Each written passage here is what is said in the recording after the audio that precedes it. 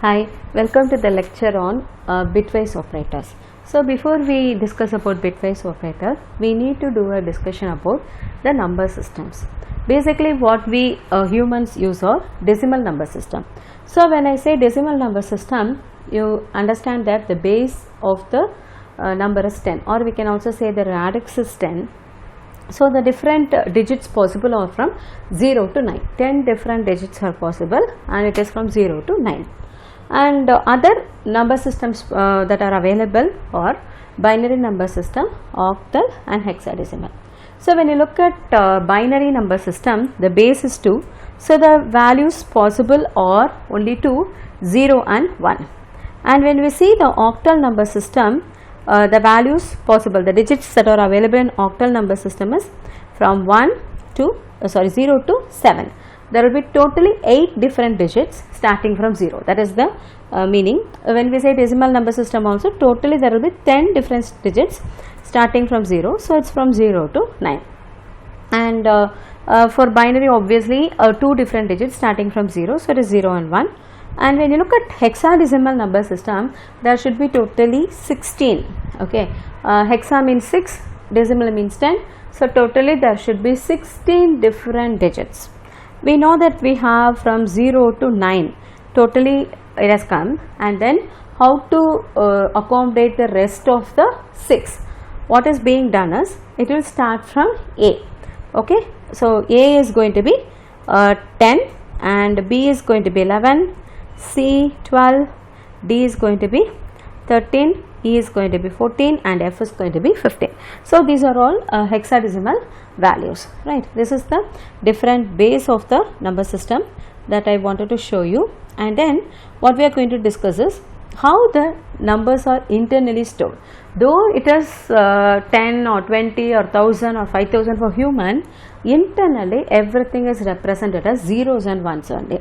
So we have seen that for an integer totally 64 bits will be allocated. Okay, so when it wants to store a value 1, before that I want to show you a chart that is showing the different values and the conversions. Actually we can convert from one value to the other one, that is possible.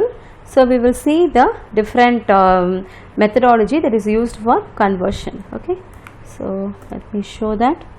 So when you want to convert from decimal to binary, okay, when you want to convert from decimal to binary, how you can do is, for example, if you want to convert 17, decimal number 17, then you have to repeatedly divide it by 2 and write the remainder on the right hand side. See here, I am dividing 17 by 2, the quotient will be written below and the remainder is written on the right hand side. So 1, and then again divided by 2. So you will get 4 and the remainder is 0. Divide 4 by 2, quotient is 2, remainder is 0. Again divide 2 by 2, quotient is 1 and remainder is 0, and you cannot further divide 1 by 2. So you will stop the process and write the number from bottom to top. This is very important, you have to write the number from bottom to top, so you can get the equivalent binary value of this 17. This is how we will do. Let me show another one example. When you want to convert 160 to binary form, what you should do, repeatedly divide 160 by 2. Okay, write the remainder on the right hand side and the quotient below, right? You can either write it on the right hand side of this position or here. Okay, so 160 by 2 will be 80, remainder is 0, again 40, remainder is 0, again 20, remainder is 0, 10, 0, 5, 0, 2, 1. When I divide 5 by 2, quotient will be 2 and remainder will be 1. Again divide it, you will get 1 and 0. If you again further divide it, you will get 0 as the quotient and 1 as the remainder. Now again you have to write from bottom to top. This will be the binary value of it. So how do we represent it as base? This is how we represent. So 160 to the base 10 is equal to this binary value 10100000 to the base 2. This is how we generally represent. And also you can convert from binary to decimal, that is also possible. So for example, when you want to convert 1010 to the decimal equivalent, how we will do is, there we were dividing, isn't it? Here we will do multiplication and addition. right? So we have to start from the rightmost bit. We will call this as bit. Bit is the short form of binary digit. We will start from the rightmost bit and you will multiply by 2 power 0. First you will start with 0 in the power, okay, 0 into 2 power 0. This one 1 into, you have to increment the powers as you go from right to left, you have to increment the powers. So you see here, this is power 0, this is power 1, this is power 2, this is power 3 and so on, right? And you have to correspondingly multiply the bit with the 2 power something. So 0 into 2 power 0, 1 into 2 power 1, 0 into 2 power 2, 1 into 2 power 3 and then altogether add it. So when I multiply 0 by something, 0 only. So this I will get 2, this is 0, this is 8. So 8 plus 2 will be 10. This is the decimal equivalent of this binary digit, right? I can show one more example to you. So you have to start from the rightmost digit, don't forget it, 1 into 2 power 0, okay, that is 1, okay, and then you have to next one, you have to start from the rightmost digit, okay, 1 into 2 power 0 and then 0 into 2 power 1 and so on. When you add everything, you will get 57. This is how we will convert, right? When we come back to the things, right, internally, that's what I am mainly concerned with. Internally the numbers are not going to be returned as 45 or 55 or 1000 or 1200. Instead they are going to be stored as binary digits only, because the electronic circuit inside the machine can either store 0 or 1 only, it cannot store any other value, right? Okay, so how will we represent 1 actually? So to understand this, let me show another one diagram to you. This is the binary representation. You just look at it. 0 will be all zeros, right? This is for 8 bit they are showing, okay, but I have written it for 64 bit. Now actually you can see that this is a 64 bit representation. When I want to store 1, actually the last digit alone will be 1 and other than the last digit everything will be 0. So look at here, when I am going to use 64 bits, actually 63 bits, this is the representation internally for an integer in C language. Now we have seen that for integer 4 bytes will be allocated. So when I mean 4 bytes are allocated, actually 32 bits are going to be, 4 bytes means 4 into 8, 32 bits are going to be allocated, right? This I am showing for long int. This is for long int because I have put for this is for long int. When I say long int a is equal to some 1, this is how internally it is going to be stored. Totally 64 bits will be allocated, and when you do not mention anything, it will be a signed thing. So the leftmost thing will be reserved for sign and all other 63 bits will be for value, right? So you see that everything except the last one will be 0. Last rightmost bit alone will be 1. This is the internal representation of 1. And when you look at the next one, okay, you see 2 will be so many zeros and 1 0, 3 will be 1 1 and so on. So when you look at the binary string, you can observe something. What is the point is, you can see that the rightmost bit, you look at the rightmost bit, how it is what is happening here, it is getting flipped 0 1 0 1 0 1 and so on. So when you look at the numbers and the rightmost bit, you can observe that for odd numbers the rightmost bit will be 1 and for even numbers the rightmost bit will be 0. This is just an observation, okay. The rightmost bit of odd numbers will be 1 and the rightmost bit of even numbers will be 0. This is just an observation which we are going to use now for coding, right? And before moving into that one, I want to show you the different bases, okay. I was talking about the different bases, right? When I say octal, the basis is going to be 8, and for binary, when I am storing a value as an integer, right, I can print it directly as octal or as hexadecimal. That is allowed in C, but for binary numbers we do not have such a easy provision, okay. What I am trying to say is, for example, when I am going to execute this code, right, and I am going to execute this code, I am going to give the value as 12. What will be the octal value of 12? If I want to know, I can just give the format string as percentage %o instead of percentage %d is for decimal value. Okay, if I use percentage %o, then I will know the corresponding octal value. It is very easy to print, but for binary we do not have such an option. We have seen 3 other number systems other than decimal, that is binary number system, hexadecimal and then octal. For octal, what we can do is we can just put the format string as %o.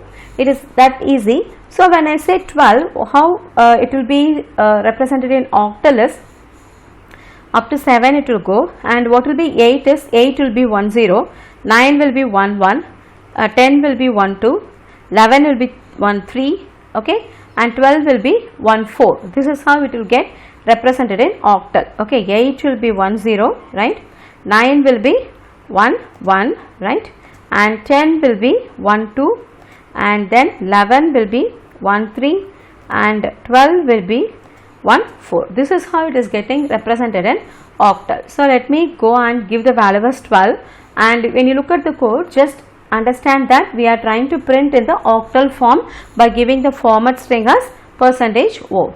So when you come back to the terminal and press the enter, you see that it will print 1 4, right. It is very simple, isn't it?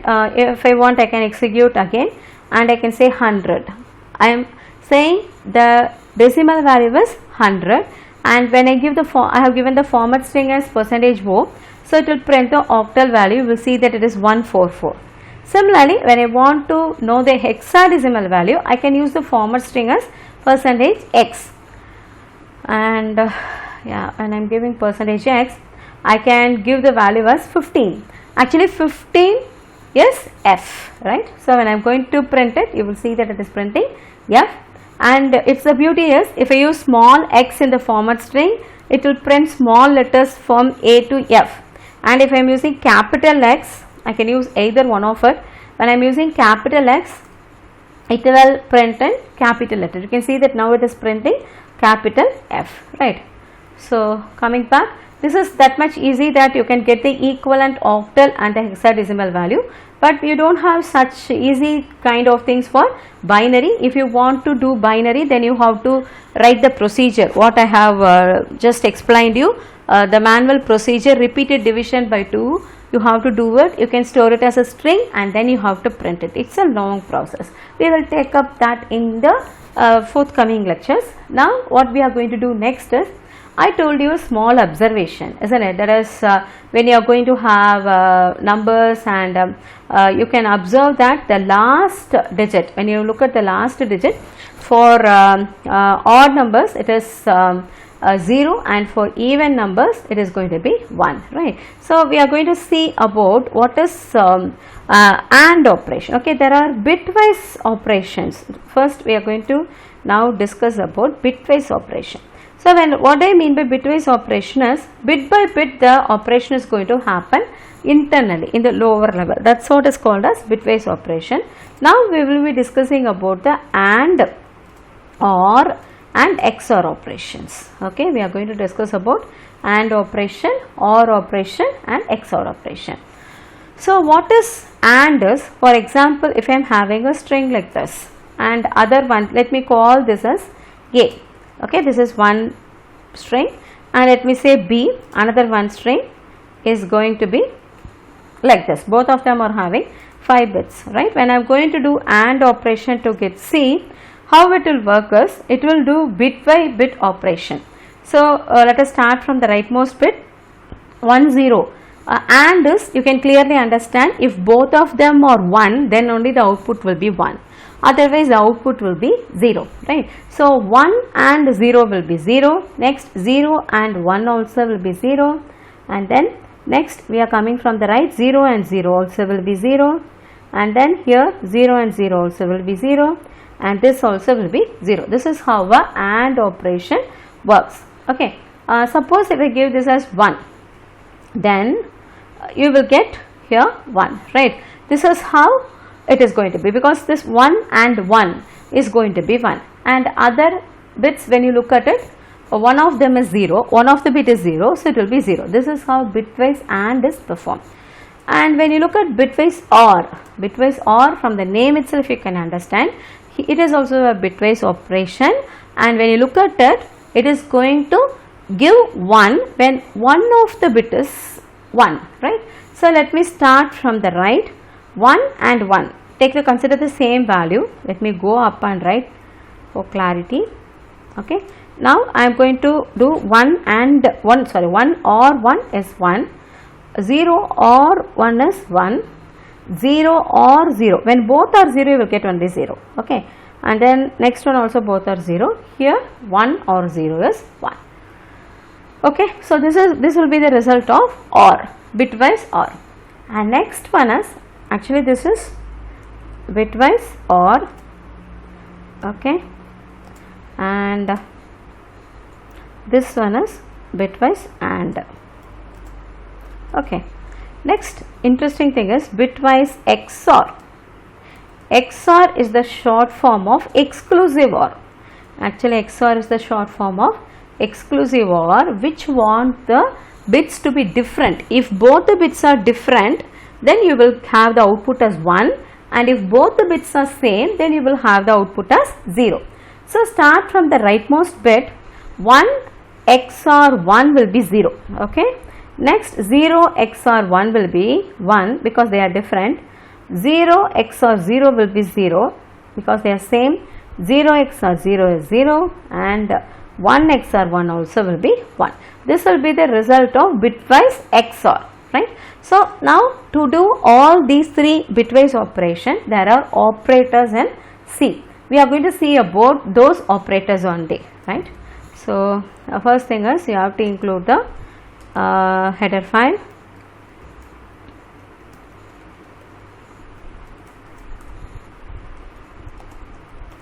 and you have to read 2 values. Let's say, okay, first of all, let me say A and B. Okay, and I am going to read the values. Since they are integers, use the format string as %d and %a and %b. Okay, you are reading both the values, and then you are going to say C.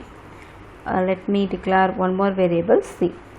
In C programming language, it expects you to declaration at the beginning itself. You cannot do declarations in between, right. When I want to do a bitwise AND, I will be using a ampersand. Single ampersand is for bitwise AND. So you can see that this is bitwise AND operation. Okay, so let me put all together D, E. Okay, so when I am going to do bitwise OR, I will say D is equal to A. Okay, B. This is how you will do bitwise OR. Okay, and E is equal to A. What is the operators? This symbol. Okay, this is bitwise XOR. Okay, now what we are going to do is, actually we are going to give the value of A as 2.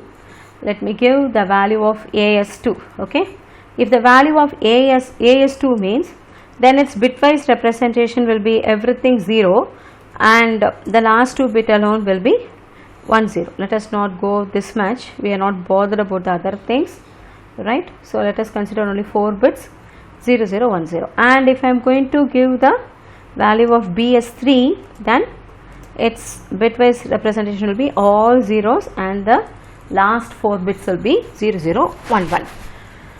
Let us see what will be D. D actually is going to, sorry, C is going to be AND operations, right. So when you look at the AND operation, 0 and 0 will be 0, 0 and 0 will be 0, 1 and 1 will be 1, and 0 and 1 will be 0. So what will be the value is 2.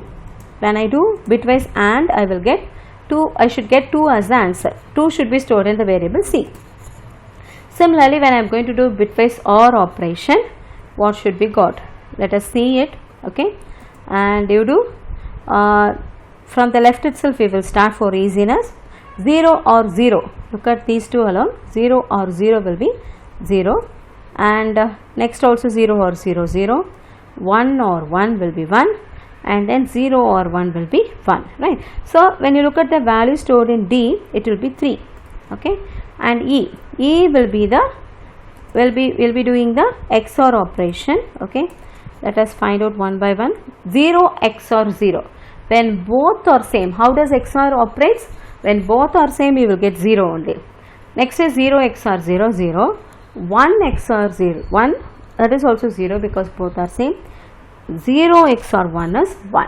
If you have different bits, then you will get 1. So when you look at the value, actually for A, it should be 1. This is what you expect when you give the value as 2 for A and 3 for B. Okay, you should get your C as 2 when you do bitwise and when you do bitwise OR, you should get D as 3, and when you do bitwise XOR and store it in the variable E should be 1, right? Hope things are clear. Now let us execute the code and check. GCC base.c. Okay, oh sorry, it should be and.c, GCC and.c. okay, and I am going to give 2 and 3. Okay, oh, I didn't print it, I think. 1 minute, let me print the values. Yeah, I want to print all the values and all are going to be integers. So I am saying %d, %d, %d, and what I am going to print is, let me give some spaces for our understanding, or we can also print something more after and. Okay, and after OR, what is the value, and after XOR, what is the value. We can give like this. Okay, so where you have stored after and is C, D and E. Okay, fine. So let us go here and do, okay, printf. I have missed a F. Yeah.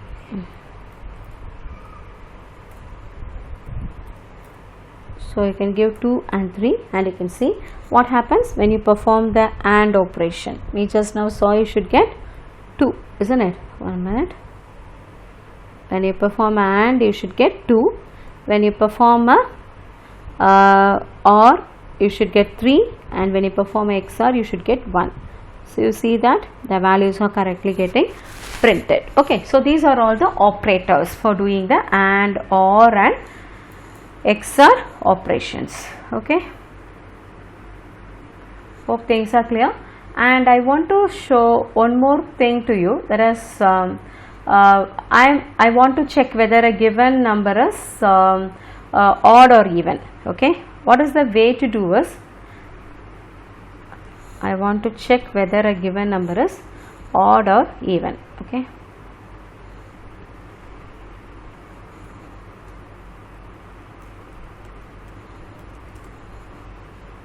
so let me include the standard input IO, and then write your main, read the number, before that declare it.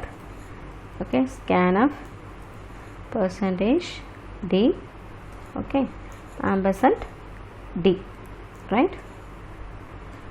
Okay, so you are going to read the number, and what is the way is, actually, if the remainder is, okay, you can have another one variable remainder. How you can find the remainder is using the mod operator. How you can find remainder will be r is equal to, you can say that r is equal to d mod. D is the number which you are going to check. Mod operator is % symbol and C language 2.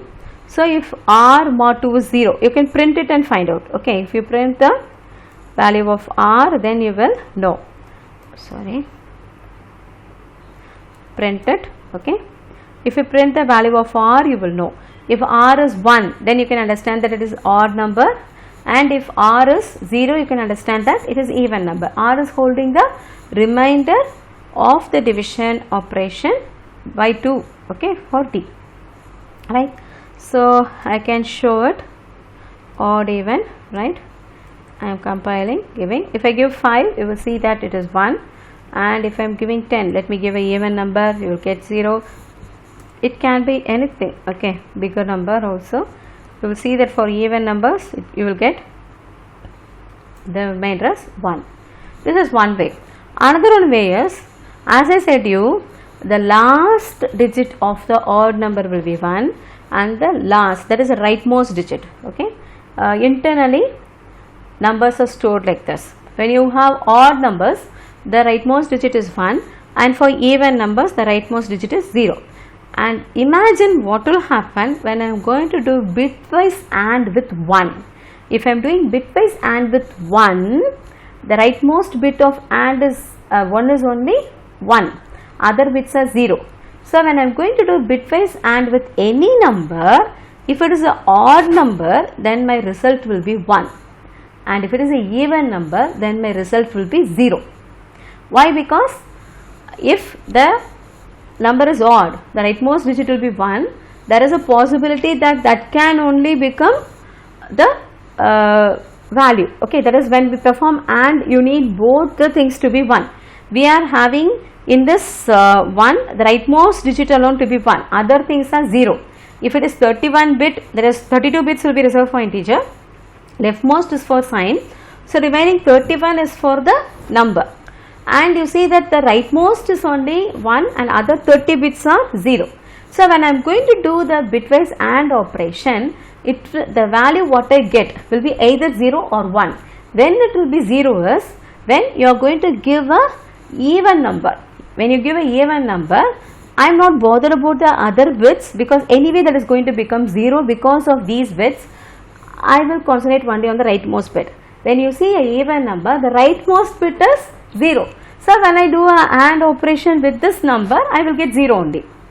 But when I am going to do a bitwise AND with an odd number, okay, other bits are immaterial, because this 1 has all the 30 bits as 0 and the sign also is 0, and what is the last one is 1. But when I am going to do with even number, that is 0. Okay, the rightmost bit of that number is 0. So ultimately I will get only 0. This is also called as by a process called as bit masking. Okay, in bit masking what we will do is we will try to hide the bit, right? So let me show it. So instead of this, what I can do is I can do bitwise AND with 1. When I do bitwise AND with 1, what will happen? If it is a odd number, then I will get R as 1, and if it is even number, then I will get R as 0. Yeah, you will see 1, 2, 3 is odd number, so you get the R as 1, and if I give 128, you will get 0. Okay, this is another one way. And when you look at the operations, bitwise operations are much more faster than normal arithmetic operations. That also you should know, because directly it is working in the same form as it is stored internally in the memory. So these operations are going to be faster when you compare to the arithmetic operation. Instead of finding out what is mod 2, this will be little bit faster. Of course, nowadays we have got faster processors, may not make much difference, but anyway it's true that bitwise operators are going to be much faster when you compare to normal operation, normal arithmetic operators. Okay, one more thing that you should know is about shift operators. Regarding bitwise operators, you have to know about the shift operators, shifting the bits. Okay, basically there are two types of shift operators: left shift operators and right shift operators. Okay, left shift and right shift. So let us see what will happen to left shift. For that, let me take this number 8. This is number 8. Okay, when I do left shift once, what will happen is actually it will totally have 32 bits, isn't it? And of course 31 bits of a value. Of course these are zeros. Okay, I am not writing it because they are zeros. Okay, but when I have got 8, when I do left shift, what will happen is your 1 will move to the left. Okay, and you will have a space over here. This space will be filled by 0. This is actually 16. This value is equal to 16. Okay, and when I do once again bitwise left with shift left, okay, what will happen is you will have this value. This is actually 32. So what is happening is, this is 8. When I do left shift once, 8 becomes 16. When I do left shift twice, 16 becomes 32. So what you can understand is basically by left shifting once, the value is going to get multiplied by 2. When you shift it twice left, the value is going to be multiplied by 2 power 2. When you are going to shift it left some 4 times, the value is going to get multiplied by 2 power 4. Okay, that is the logic. And similarly, let us see what will happen when you do right shift. Take 100, that is 8, same 8. When you are going to do right shift, what will happen is the rightmost 0 will fall down. You have to assume like that. Okay, so you will have only 2 zeros after the 1, and the left will be having a 0. In the left hand side, only zeros will get fed. So it will become 0, 1, 0, 0. So what is that 0, 1, 0, 0 is? It is 4. Again, when you are going to do right shift, what will happen? It will become 0, 0, 1, 0, that is 2. Again, if you do right shift, you will get 1. Okay, so when you are going to do right shift operations, what is happening is you are going to divide the number by 2.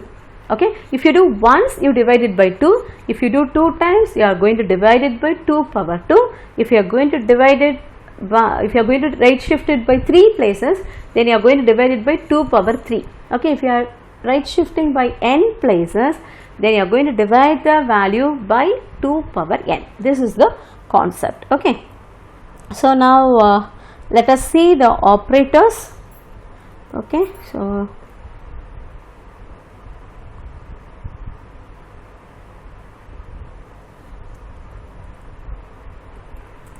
actually this shift operators take 2 parameters. One is going to be the number that is going to be shifted, and the second one will be the number of times it will be shifted. Okay, let me show it to you. So let us declare a variable d. Okay, and I am going to read the value from the user, the number. Okay, and I am going to print it after shifting. After shifting also I am going to have an integer only, right? So how will you do the shifting is d.